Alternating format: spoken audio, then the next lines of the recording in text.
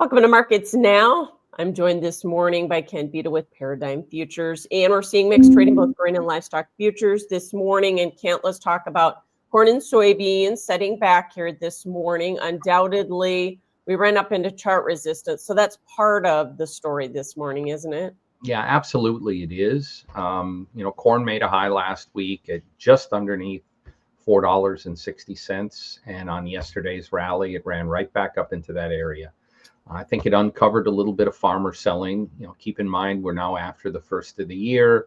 There were some maybe cash flow needs that hadn't been addressed that very fortunately were given another opportunity to sell the rally with growers taking advantage of that market rally yesterday, and maybe some of the same things in beans. We had a big corrective sell-off on Friday, and then got most of it back in the beans. And here again, I thought we saw some uncovering of some farmer selling in beans, and I think both of those things and a reversal lower in meal for reasons that are maybe a little bit more unexplainable to me. That set the tone for a correction in yesterday's rally, a settlement in beans that was somewhat off of the highs, and I think that set the table for some lower trade here this morning. Yeah, and we had commitment to traders report out yesterday. Funds have gone even longer in the corn market. They have covered some of their short position in the soybeans, though, haven't they? Yeah, they covered a little over 20,000 contracts in beans. They also covered a substantial portion of the meal short in 1 week. That was a big move, and of course we had a key reversal higher off of contract lows in meal a couple of weeks ago. So that was a strong technical signal that forced them to cover.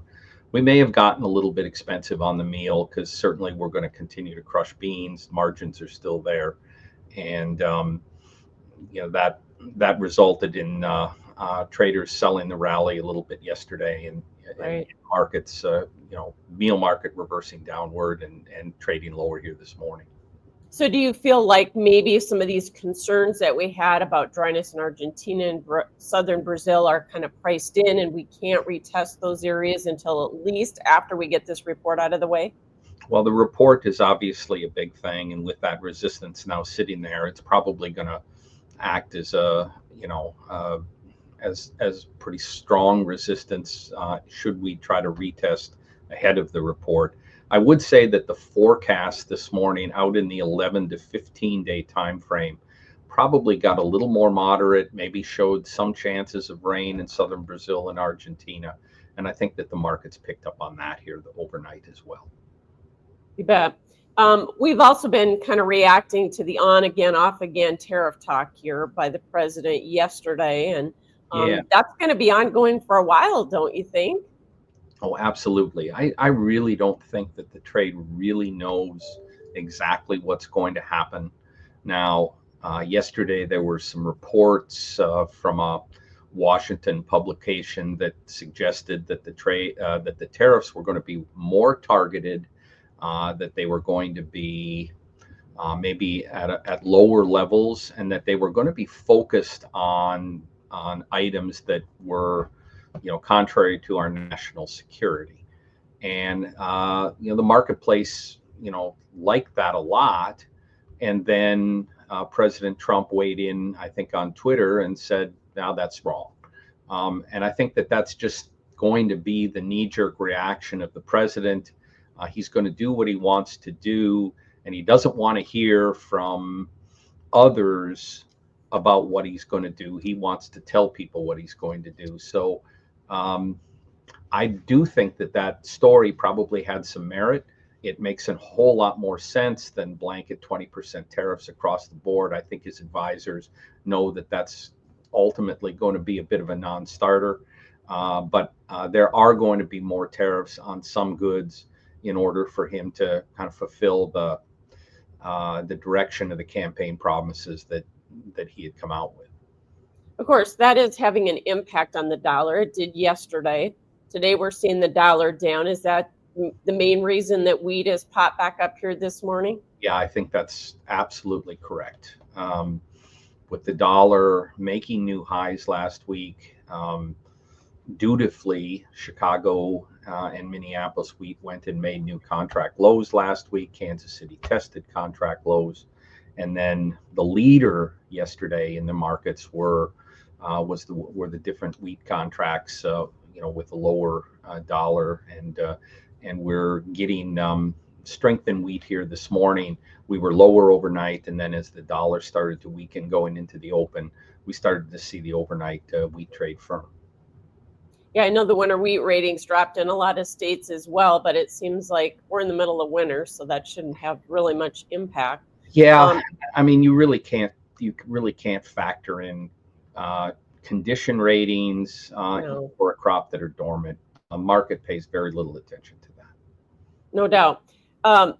Let's go back to talking about the reports, I should say, with the plural coming up on Friday, because people forget about the fact that we not only have the final report from USDA on this year's crop, but quarterly stocks. There's a lot going on. And so what is the most likely scenario? Will we see something bullish for corn? And how big will the South American production numbers be in terms of a focus for the trade? Well, let's start with the second part of that. I think you're going to see an increase in South American production from the USDA, primarily based on conditions in Mato Grosso do Sul, Goiás, Tocantins, Bahia. And I would guess that it will be a modest increase, somewhere in the neighborhood of 1 million to 2 million tons tops. I think the trade might look for something larger than that. Some of the private estimates have been larger than that. I don't think that it will be. I do tend to think that the USDA here in January still takes a fairly conservative view. I think that they will likely leave Argentina alone. And of course, we do have concerns about Argentina, as well as the southern Brazilian provinces of Paraná and Rio Grande do Sul, because it's getting drier and it's getting hotter. And so that's becoming a bit of an issue. Obviously, the market has rallied somewhat off of that. As far as other items on the report, I do think that we're going to have increases in demand for corn. We should see ethanol grind go up a little more. We should see exports go up a little bit more. We ought to see exports go up in soybeans, quite frankly. But I don't know if the USDA will pull the trigger with that, given the fact that they might increase Brazilian production. They may decide to leave that number alone. What do you think they'll do with bean oil exports? Because they have been going up here substantially. We're well ahead of USDA's pace right now with what we have on the books already, right? Yeah, so they're going to have to increase soybean oil exports. They kind of had an offset to it last month in that they were able to take the extraction rate higher based on the monthly crush numbers and the amount of oil that was produced from the crush. They probably played that card already. I don't think they're going to be able to do that again. So an increase in soybean oil exports is going to mean lower soybean oil ending stocks. Gotcha. Okay, so let's talk about the cattle market. We made some new highs for the move yesterday, and live and feeder cattle futures, even some new contract highs pushed by this record cash. Yep. Is this market going to just continue to kind of grind higher? I mean, live cattle are setting back here a little bit, but it feels like we get a little hedge pressure and then the market keeps going back up. Yeah. What happens in a market like this, and this is a strong bull market that is being driven by strong fundamentals. You can't go up every day, and the marketplace gets itself overbought. The speculative position gets a little extreme, and then you come up with an excuse, whether it's a correction in the stock market, or maybe a moderation in some of the bullish fundamentals that people talk about, maybe a weaker cash trade for for a week or two, and all of a sudden you get a big correction. But these underlying supply fundamentals are still strong. And, until we get to a point where we have actually started to impact demand from the U.S. consumer, the market's going to go until we're able to ration some of that demand, and we don't know yet what price that's going to be. And for feeders, the feeder cattle cash index was up almost $4. The Mexican border, we still don't have guidance on when that's going to open, and so that continues to be supportive for the feeder market too, right? Yeah, there are rumors in the trade that that guidance from the U.S. is going to come here yet this week. Okay. But to date, we have not seen that guidance. So that's obviously, been supportive. I'd also have to just tell you that, even though we've had a rally in corn is still cheap relative to,